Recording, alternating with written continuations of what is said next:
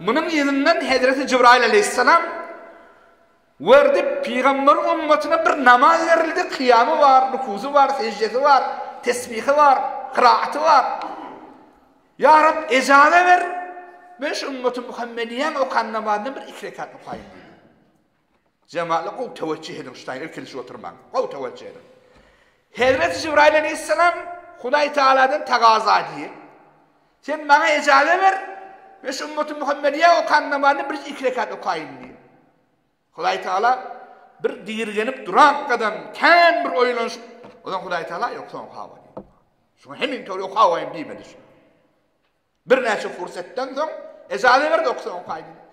Hazreti Cibrail aleyhisselam şu namazda durdu. Her rekatı 20 yıl tuğul çekti şunun diye. 2 rekat 40 yıl oluyor cemaatla kov teveccüh edin. Salam verdi, salam verenden sonra Huday Teala karşı yüzlenip ayıttı diye. Ya Rab, hiçbir yeryüzünde şu benim okan namazım yanık, namaz okuldum karib Huday Teala ayıttı diye. Hiçbir yeryüzünde Adem halkadanın teşvaçelik şu namaz okan adam boldu mu karib diye. Huday Tebarek ve Teala ayıttı, ey Cibrail dedi. Sen bana hoş olma diye ayıttı diye. Benim ahir zamanında ümmet gelecek ümmeti Muhammediye dedi.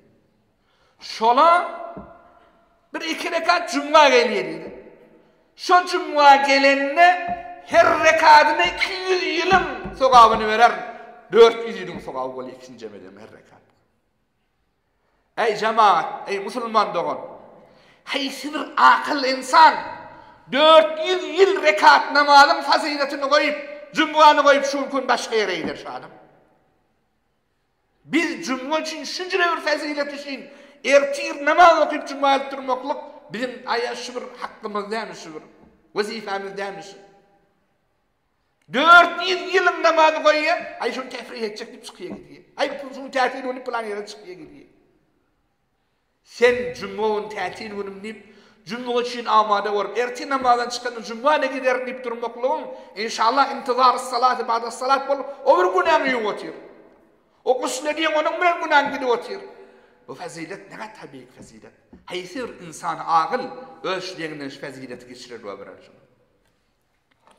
Ediz Müslüman doğular. Bir neçe rivayette de gelenine, başka bir rivayette gelenine Hazreti Resul-i Ekrem sallallahu aleyhi ve sellem yani Cibrail aleyhisselama aitti Huday Teala. Ey Cibrail, ümmeti Muhammediye gelecek ahir davrada. Her cümerci devranında.